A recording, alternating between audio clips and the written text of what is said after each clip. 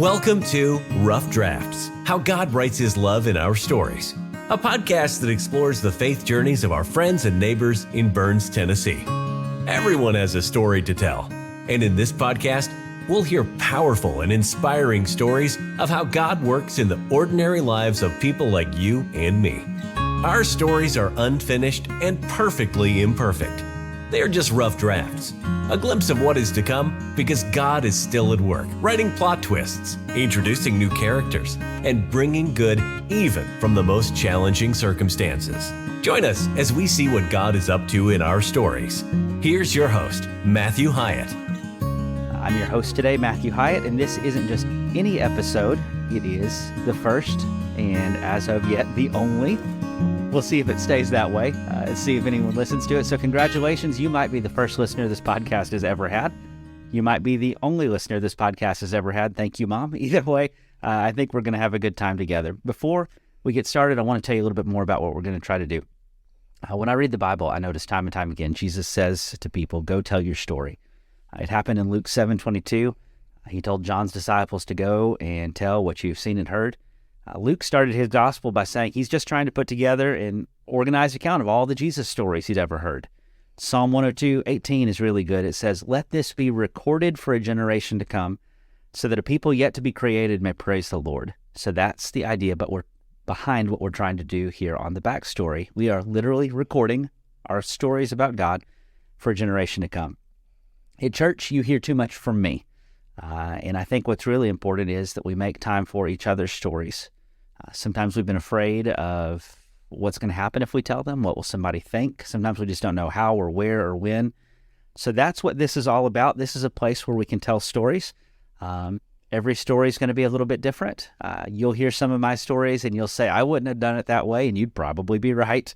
But this is just about us spending some time together. So in each episode, a friend is going to join me to tell a story. And today, I'm very excited to introduce our very first guest, the inaugural, amazing, wonderful. She reads voraciously and she thinks deeply. She is a seeker, which is a word that I love a whole lot. She has an amazing family. I'm really glad that I get to know her. Debbie Martin, thank you for coming today. Thank you, Matthew. How much do you hate me? Well, not too much. More or less than when we hit the record button?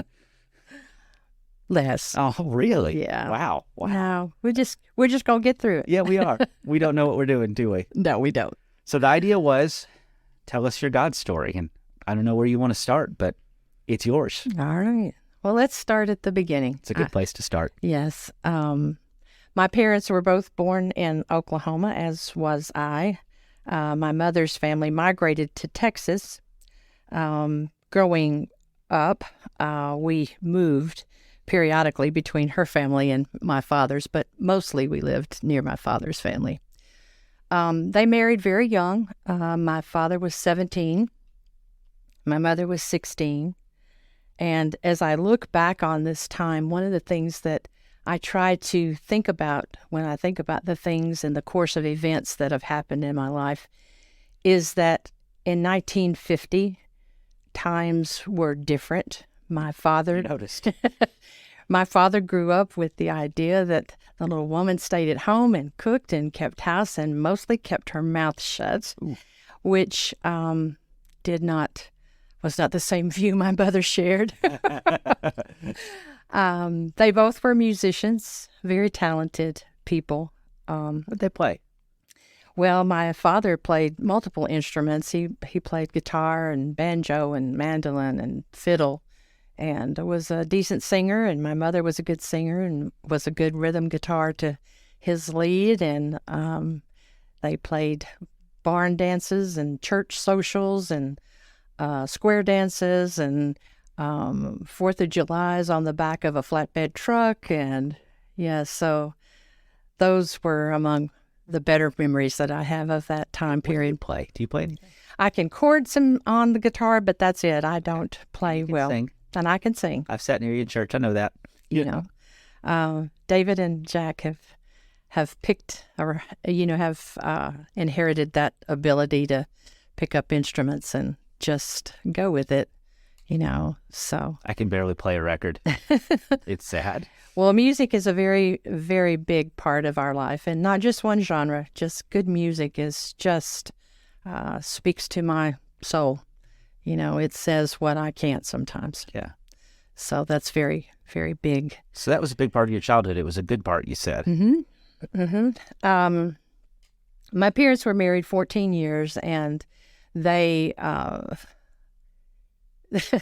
they had an argument that usually meant someone was leaving. And so it was kind of a revolving door during that period of time until they finally just decided that that was it and they weren't going to make it. After that time, I was 11 when that happened. We moved from the small town we lived in. My mother and my sister, who was 6 years younger than me, so she was just barely in kindergarten, moved to the city, and we lived there for about a year before my mother decided that she wanted to move to Memphis, Tennessee.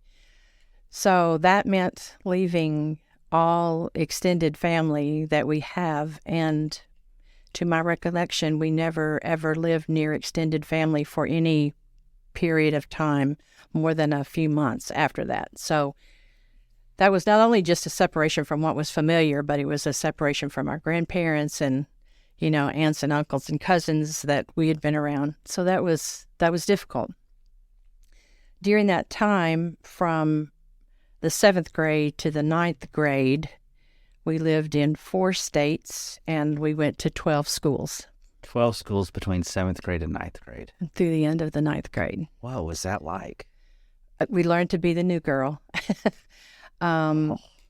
It was I have always been as a child, one that could entertain myself. I would always love to read, and I could just spend hours by myself with music or with books or with coloring or whatever. But I always was a introverted child. And so being in this situation where you had all these different experiences, it just enhanced that. You just learn not to make friendships because you know that those things are not going to last. And you become very self-reliant, I mean, just hearing that, it makes me think there are two sides to that coin. On one hand, I mean, talk about a recipe for somebody who's going to be able to take care of themselves and be okay in their own company, which are important skills. But on the other hand, talk about something that's going to sabotage relationships. Wow. It's true. I don't mean to interrupt you. It's fine. It's true. After 2 years, my mother remarried. After 2 years after the divorce, she remarried, and that was I was 13 at the time. It was not a good time for me, and to say we didn't get along very well during that period of time is pretty much an understatement. But in the 9th grade, there was a hurricane that was coming into Texas, where we currently lived at the time, and we moved back to Memphis. And I never left Tennessee again after that point. Those days those would have been challenging days as a teenager anyway, but they were very challenging days to navigate because you have all of the hormonal things that happen to you as a young girl, and you have resentments that happen unfairly, toward a stepfather, when you really always, I think at the back of your mind, always hope that your parents will reunite. I think that's a dream that a lot of children have from divorced parents. So, I made his life miserable as well. And that makes sense. Yeah. So we did settle down in Memphis, and during that time, I think I was 15, my stepfather worked at a meat market, and then later at a grocery store, and that's where I met Earl. He was a checker at the grocery store. Really? Yes, and So what did you do? No, that was your grandfather's store. Sorry, no, it was just a store, a grocery where my stepfather worked. your stepfather worked at that store, and because your stepfather worked there. We were there and met him, and What'd you notice about Earl first? well, he was cute. Well, don't let him hear this. He'll get a big head. He knows. He knows. I love Earl. He was quite a handsome young man. He said, And he was so was Debbie. well. Okay, he's just not young. He's still handsome. You said something to me the other day about Earl that I just loved, and I thought about it every time I've seen him. You just said, "I've never known someone so consistent." That's exactly right. He is. He is who he is. He doesn't have any facades. When you see him, he's the same today as he was yesterday, and he has a servant's heart. He just thinks of things that I never would think of. That's his love language for sure. And you describe your childhood. I mean, moving to 47 schools in the 6th grade alone. I don't think I got that number quite right, but being with someone who is consistent must have been a real blessing and change. It was, and he came from a consistent family, and it's like that. That attraction was just the whole thing because he was funny and lighthearted and stable and all of those things, attentive, things that just this young girl was craving, So yes, we became a thing. So how old were you when you and Earl met? I was 15 when we met, and we married just after my 17th birthday. All right, Caleb, Katie, if you're listening to this ever, I want you to understand that that's actually illegal now, and you can't do that. My marriage license actually says 16. My mother had to sign. She was moving back to Texas, and she left me there for that period of time before we married with a friend. And then later, Earl rented an apartment, and I moved into that apartment until we got married. So as the trend now is that marriage is getting delayed longer and longer and longer. The average age of a first marriage is now like 29 or 30, if I remember correctly. I mean, it's been creeping up. So you talked about how the world's changed since the 50s. In 1970, it was different too. Yeah, big time. Yes, it was. We married on a Friday afternoon, and he went back to work on Monday, and I went to school. My brain exploded because I don't know, maybe this is me being young and dumb. We were so stupid at 15, and I cannot imagine being married and not getting murdered or doing murdering. Well, we had some real arguments. We got close a time or two. Just to go to school and anywho. Yes. That's just my brain has trouble with this. Yes, it was just to emphasize that whole period of time and how different it was. I did well in school. I was in cosmetology. I was in a vocational high school. It was for the city of Memphis, called Memphis Technical, and that's where I was at. And I was not on a career track to go to college, but rather to go to trade school. So I had planned to go and stay through the 12th grade and finish school there. During that period of time, your choices as a woman were so limited. You could be a secretary, you could be a nurse, maybe you could be a doctor, but most of the time you were a nurse, a teacher.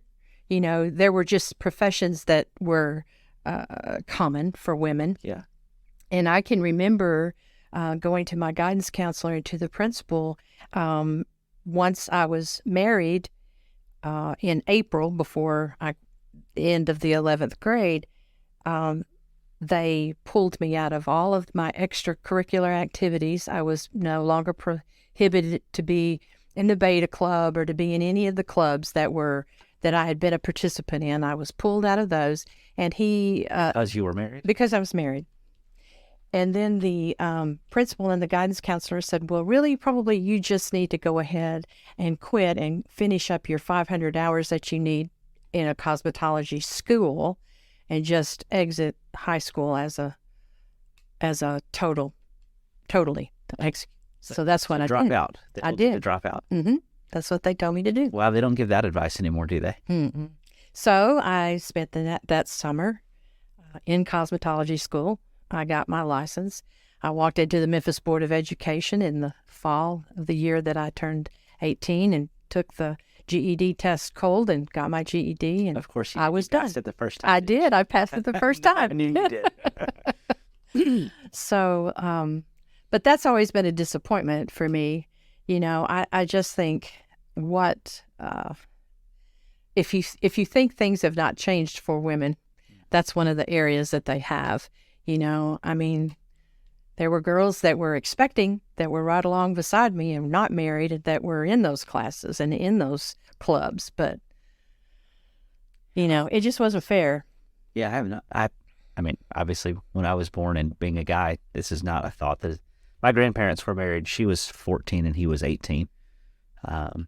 They were in East Tennessee, but for some reason, Memphis feels like such a different world to that to me. Mm-hmm. And you feel like a different era than that. So, tell me what it was like those early years. What's the story? Well, I quickly decided that cosmetology probably was not for me. I didn't like working every Saturday for walk-ins. So I decided that I was going to try to get a job. Someone told me about a job at Sharing Plow in the mailroom. And so I went to apply for that job, and they made us take aptitude tests, and they said, oh, no, we think you'd be better suited in our accounts receivable department. So I started to work in the accounts receivable for Maybelline. So Really? that was my first quote unquote real job. Grown-up job. Yeah, and that put me on a course in my career into the accounting, bookkeeping side. So all of my experience was just on the job experience. I had no formal training in that, but took to it well. Yeah. And so I worked that job until time for Daryl to be born. He was born 3 years after we got married. And he had health issues when he was born. And then David was born 3 years later, and he had health issues. So I was able to stay at home with them until they started school. Earl worked as a plumber, and he worked very long and very hard. He worked numerous hours, all kinds of hours to make that happen. So that's what we did. And during that time frame, I decided that we just need to move back to the land. So one day I'd gone to pick him up from work. We had a nice little brick bungalow that we lived in Memphis, and I'd gone to pick him up at a job site. And there was this 2-story clapboard house that was there that was up on skids because it needed to be moved for the new Target that they were putting in that area. And it could be yours for $1. I like where this is going. So I was like, Earl, we need to do this. And we had bought 5 acres outside of Memphis in a little town called Oakland. And when I say unimproved, we sold that little bungalow and we moved into a trailer that we had a bulldozer come and just clear a path for us to set this thing. So it was definitely unimproved. Yeah. And we had done work on that to make it inhabitable. Okay, so back up a little, and if this is too personal, too direct, just for context for people, what's a house selling for in the era that you bought this house for $1? Well, like now or then at that time? What should a house have cost you then? Or what'd you sell your bungalow for? Well, we sold our bungalow for $32,000. $32,000. Yeah, we paid $20 and we sold it for $32,000. Okay.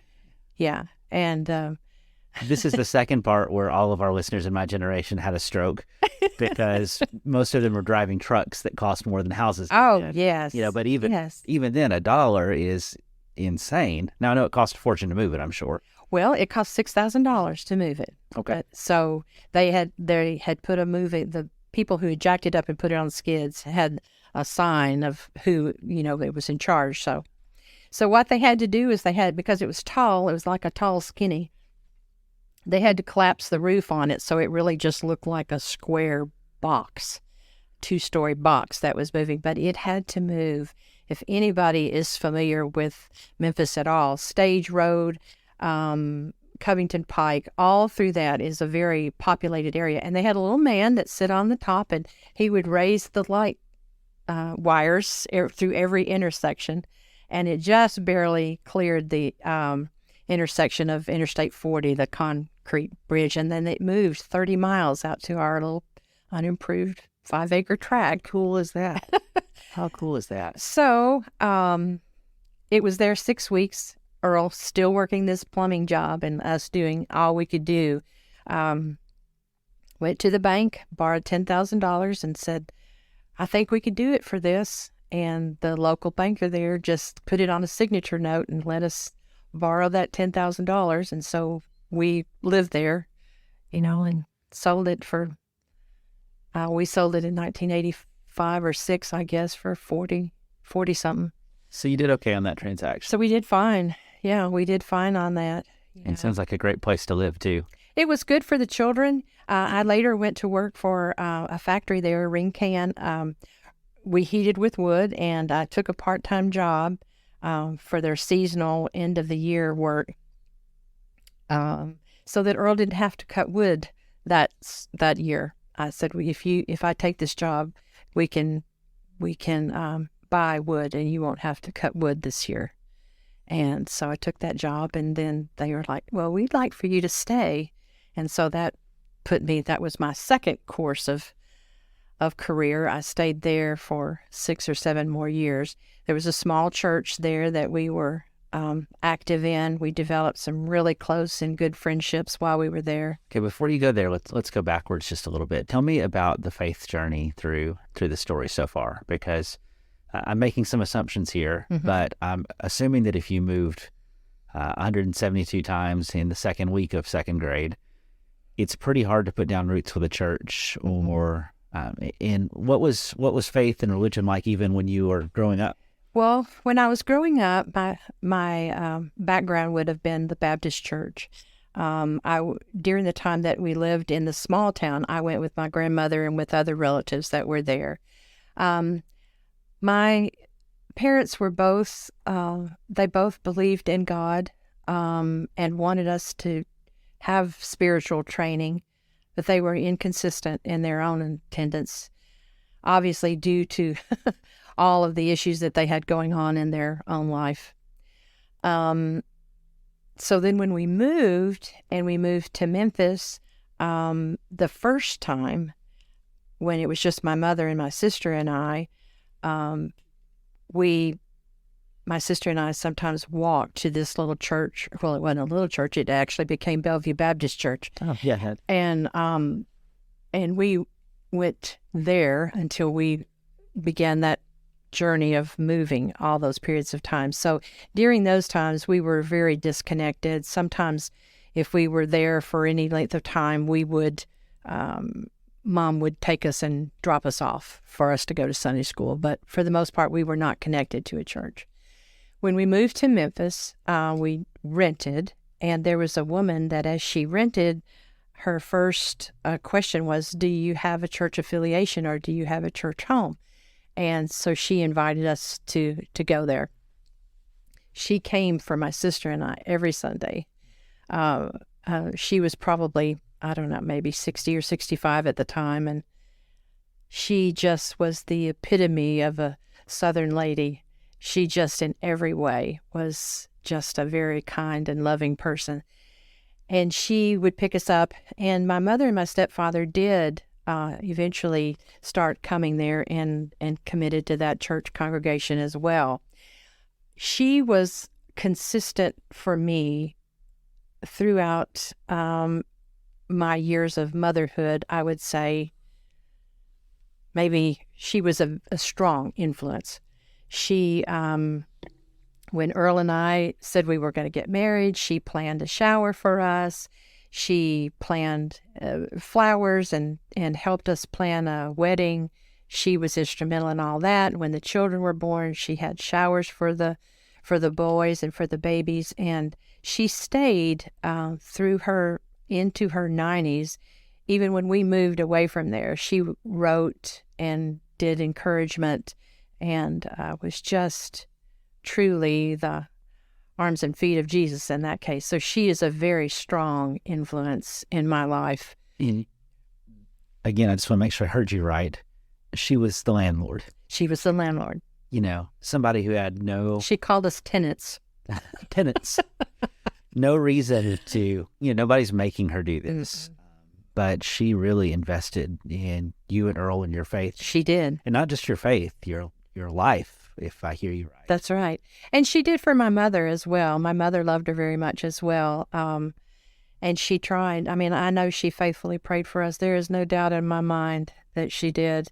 And I later wrote her a letter and told her that I attributed being a Christian to her.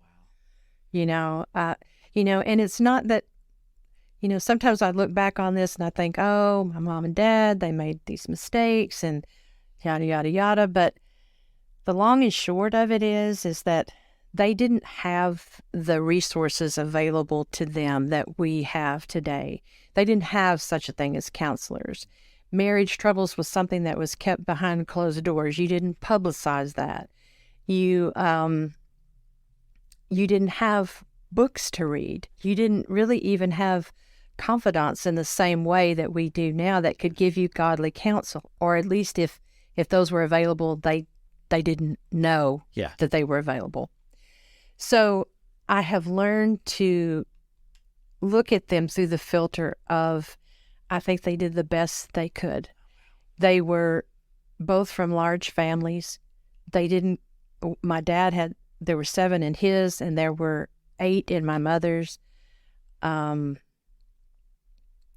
never doubted that they loved us. Now, my father was absent in my life for a pretty good period of time, and maybe I wondered a little during that. Yeah. But in later years, we've had that conversation, and I knew that he did love us.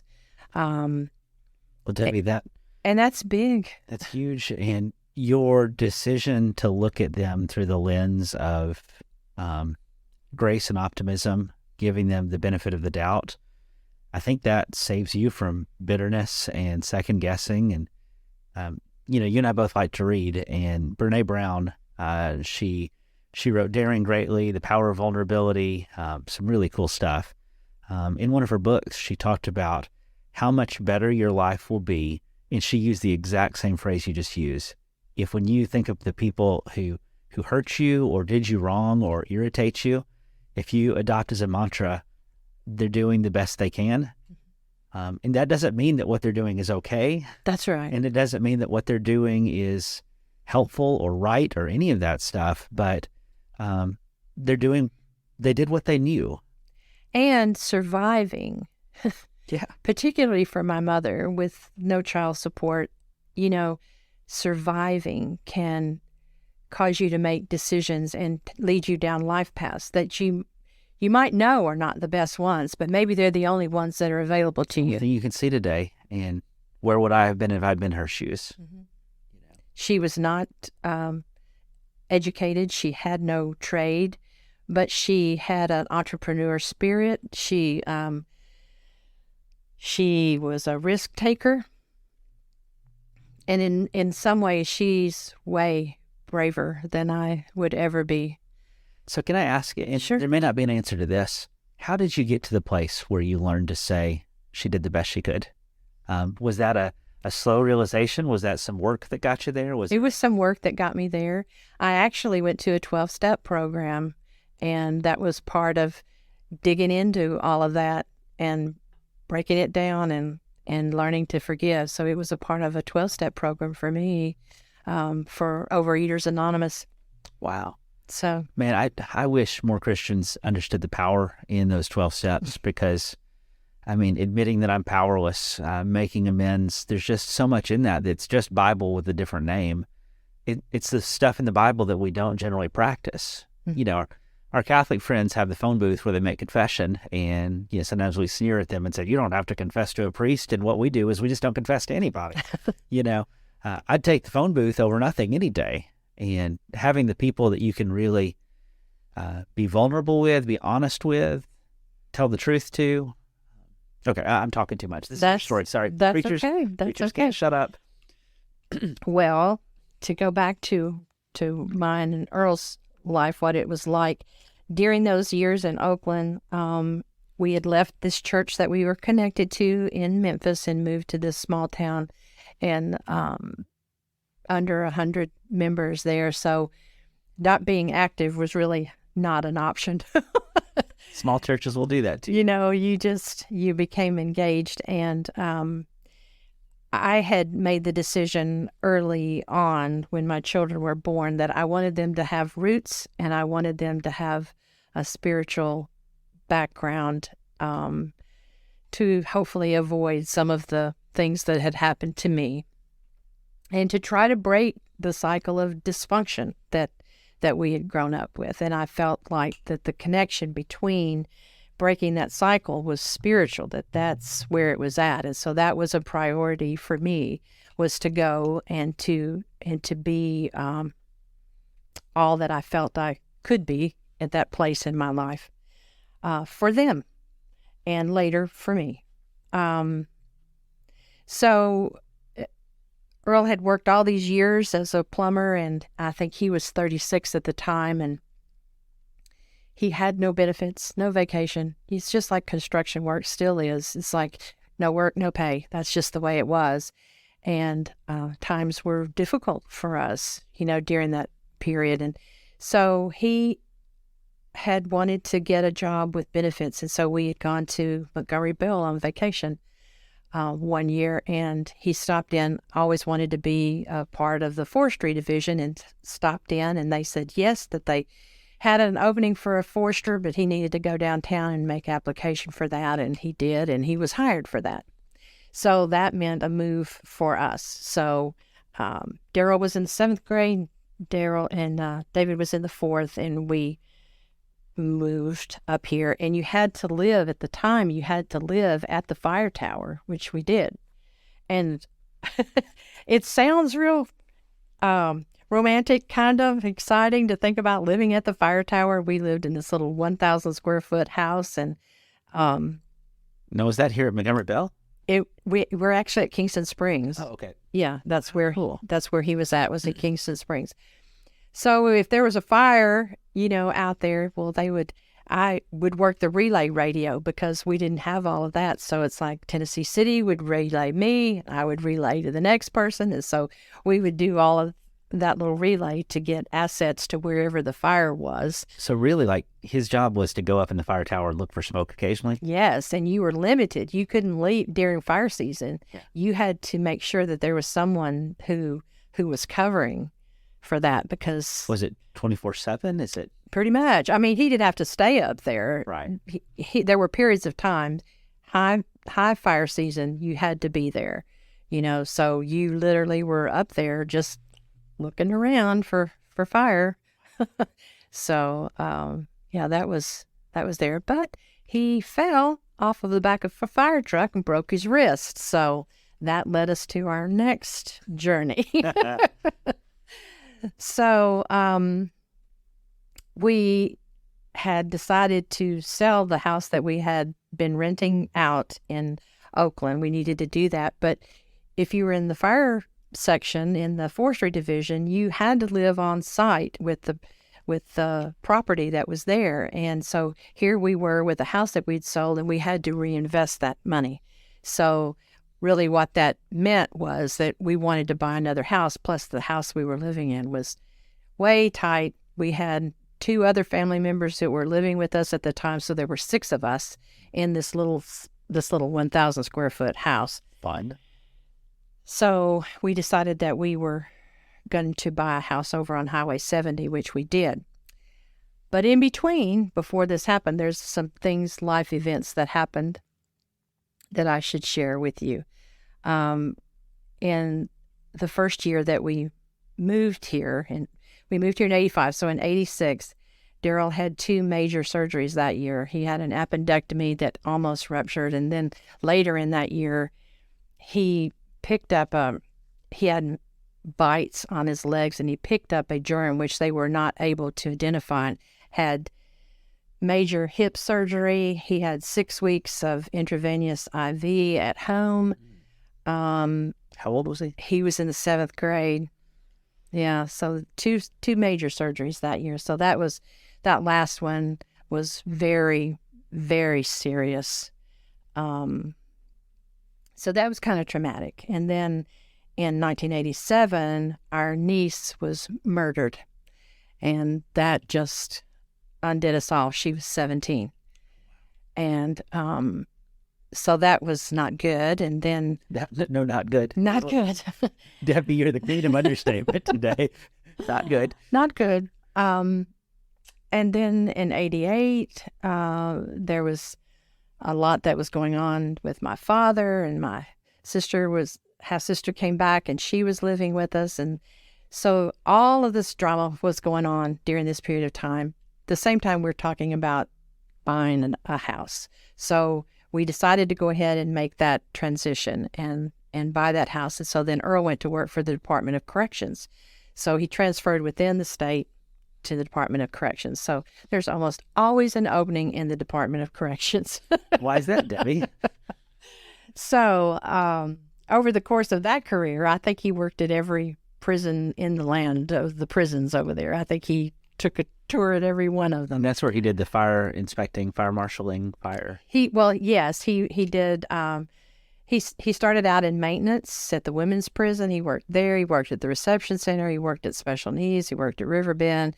And then as he took different positions, he did do inspections, for other prisons, and also was fire and safety at those institutions as well.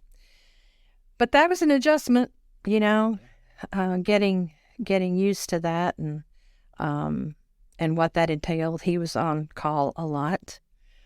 And then by the time we made that transition, Daryl finished out high school and was ready to go to Middle Tennessee State College. And David became active in the band, and we were gone at band competitions a lot.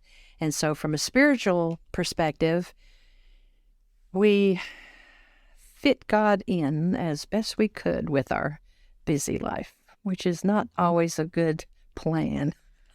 It seems like in those moments, that means there's not a lot of places that he seems to fit. That's right.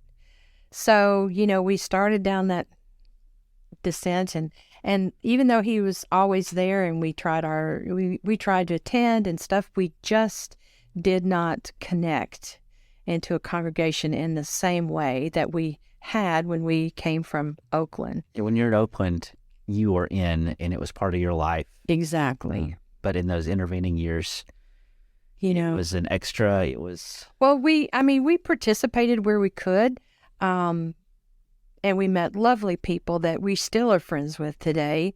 But when I say we didn't connect with that congregation, maybe that was just, the bigger thing is that we were not as connected with God, so we didn't connect with the congregation. However you want to frame it. Yeah, it was not what it should have been. And people don't realize sometimes church, there's so much about church that's fit and personality and the right place. And some of that's you and some of that's them, and what percentage is what. It changes all the time. It does. And so many it's funny how one thing affects another. So if you are in a congregation where several people are family, it's hard to break into those relationships. It's not anybody's fault. They're it just being mean. Yeah, it just is what it is. And if you're me, who's always been an introverted type person anyway, then you're not banging on the doors. You're just going on your own way. You just tend to isolate because it's real easy for you to come in and just check the box and leave. Right. So that was going on. I was fortunate to have a job where when the boys were in their teenage years that I was still in the area and could check on them. But then that's when I ended up I was laid off from that job because of some issues that were going on within the company, and I had to start working in Nashville. So that was a whole different thing because now I have a commute. Yeah. Oh boy. So I worked in 2 different places. And the second place, I was working as a bookkeeper in an accounting department for there. And one of the owners asked me to do something that I felt like was not right in terms of the books. And so I told him that I wasn't going to do that. And he said, well, if you can't do that, if you can't do what I tell you to do, then you just need to go. You just need to be gone from here. So I said, okay, but I need to draw unemployment. You're not going to fire me. You lay me off. And so he agreed to do that. So that gave me 10 weeks at home that I was drawing unemployment, looking for other work, but it didn't really happen for me. But the God thing in all of this is that my stepfather was terminally ill with lung cancer and was in just imminent time of passing. And I was able to take those 10 weeks and go and stay with my mother and help take care of him in his last days. It turned into a real blessing. And it turned into a real blessing. So so not only was I grateful for that time and grateful to be able to make amends with him and grateful to help my mother and my sister, I was communicating his passing to a friend of mine from Oakland who knew them. Well, she in turn went to my former employer where I had worked at Ringcan and told him that I'd been unsuccessful at finding a job. And he said, well, let me make some calls. And so he called someone in Nashville, the TPA, a third-party administrator of healthcare benefits, and he was there. They were his administrator, and he said, this girl's worked for me, and she's done well, and if you've got anything, I'd appreciate you giving her a chance. And so they called me in for an interview, and he hired me on the spot. Oh, how cool. And I started the next Monday, and I worked for him for 12 years after that. It was a complete career change for me. And the owner of that company was a mentor to me. He taught me so much, not only about that business, but on a personal level. He taught me all kinds of things, just took an interest and really helped me, gave me some advantages, that I probably wouldn't have had. And his wife was a lovely person. I think so much of her. And he became ill. And when he became ill, he sold the business. And then I was able to go to another business in the same type of industry, which also was a blessing to me. So I guess what I'm saying is those things sometimes we think that are what else is it going to be? What else is going to fall in my lap? Can really just be the working of God to lead you to your next the adventure. doctrine of I'm getting let go for having integrity is, it's heavy. You feel like, God, why are you letting this happen? Mm-hmm. But then this lets you be there for a dying family member. It led you to your next job. It led you to a new career.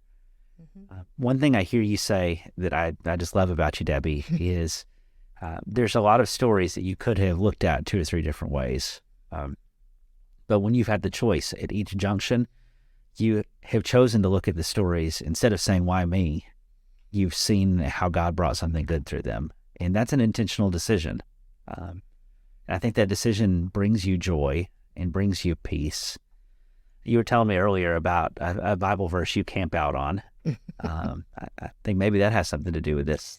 Philippians 4:6-8. has just been a life mantra for me. I can remember during stressful times of my life that I literally walked around just reciting it like a mantra. Do not be anxious. Just, it was just, I lived it. It will always be special to me, for that, because that really did. It helped me to learn that when I start down a path in my thought process, I don't know how to swim, so I have a fear of water.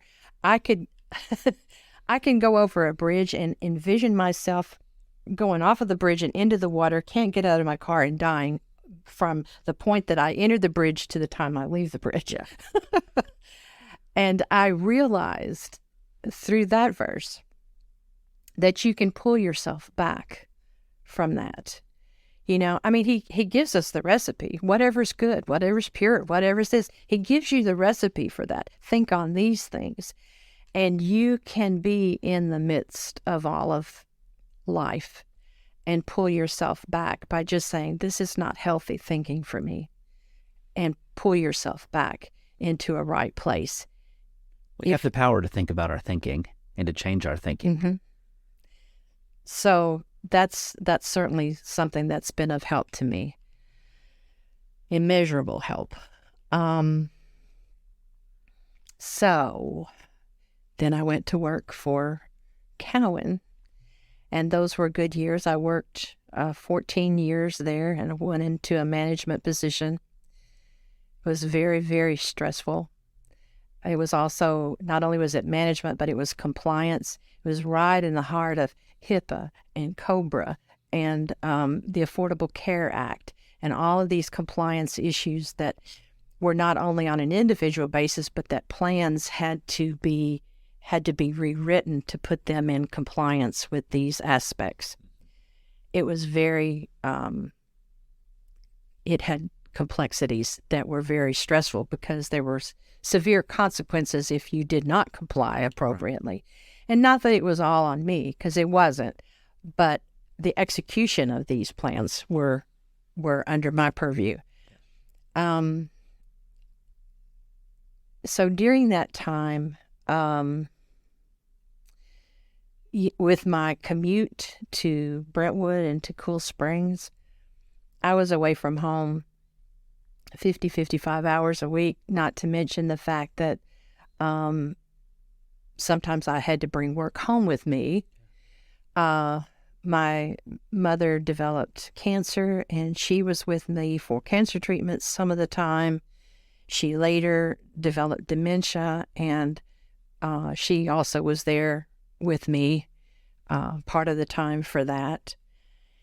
And Earl started a new job still with the state, but left there and went to commerce and insurance and became a fire marshal, through there. So I had a stressful job. We had my mother who was there, he was learning a new job, and trying to have God as a priority just was not there. There literally was, if I got home at 6:20, I didn't want to get in the car at 6:30 after having driven an hour and 15 minutes to make it to Wednesday night service. Just didn't want to do that. Yeah. And, you get home and then it's like go to bed so you can get up and do it again the next day. Now, not new to me. That happens to everybody, or many people have that to deal with. I look back on that and I think, what could I have done differently? How could I have, what could I have done? And, it's like I did studies. I did listen to books and sermons and what have you, and tried to stay connected. But it was not what it needed to be. It just wasn't. And part of the reason is that there just wasn't enough time. And so you examine yourself and you think, well, okay, I have a choice. Well, what's my choice? Well, quit my job or what? And it's a hard place to find yourself in. Yeah. and it takes its toll on your relationships. Absolutely. There's no energy. If you're stressed 24/7, that comes out somewhere, and it's going to come out at home. So being there for one another, that gets a back seat to everything else too. So, to say that it doesn't take a toll on your marriage, yes, it does. So then sometimes you get a wake-up call. I don't like wake-up calls. I can remember one night, I always felt like God, and this may sound strange to people or not, I don't know, but I always feel like God would talk to me or make things clear to me in sleep. And I guess it was because that was the only time that I was calm enough to hear. But I clearly remember still to this day, one night when I heard this voice as clearly as I could hear yours saying, "Why do you resist?" And that's all there was to it, was that. But how much is in that statement? Why do you resist? And isn't that what he said to Saul on the Damascus Road? Is it? Well, why do you... The King James, I think, is why dost thou kick against the goads? But I think it's an idiom that means the same. Why do you resist? And I think that, I clearly think that he was saying that to me, that you need to pay attention. And either you pay attention because he said that, or he gets your attention in some other way, and he did that. And, I learned that I had to make certain things priority. So that we moved to White Bluff. My mother died in 2014. And that fall after she died in June. That fall, we decided to put the house up for sale and move to White Bluff, which we did. I worked another year. Earl left the state in August, and I worked through the end of the year. I'd planned to work more than that, but as God would have it, the company that I'd been with and loved was sold to a international company. And we were told we were going to have to sign on for non-competes, and everything from this nice, warm, family-oriented business was changing to fit this big corporate. And I thought, this is just not for me. Yeah. Just not for me. And so I went on Social Security early and went ahead and retired. And that was life-changing. I think of many mornings. I typically pray in a prayer journal. I just journal. That works better for me. I take notes at sermons and in class because it keeps me focused. I rarely go back and read those either, but it helps me internalize what's being said. And so, having the time to spend in those journals and go back and look at my life and examine it has been such a blessing, one that I do not take for granted, to be able to have that time. I wish I'd had it sooner, but I don't know how I would have made that happen. Yeah, where would it fit? I look back, our boys married 9 months apart, so it was just, grandchildren, it's just all of those things that happened during that period of time, and it just gets, you find yourself too busy, and you can't get off of the merry-go-round. I wanted to, I just didn't know how to. And I think one of the biggest spiritual obstacles people face simply is just that little 4-letter word, time. And I don't know, I think sometimes church requires, I'm going to get fired for this, too much time, and we actually make the problem worse for people. At a stage in life where you don't have any time, you need more of it.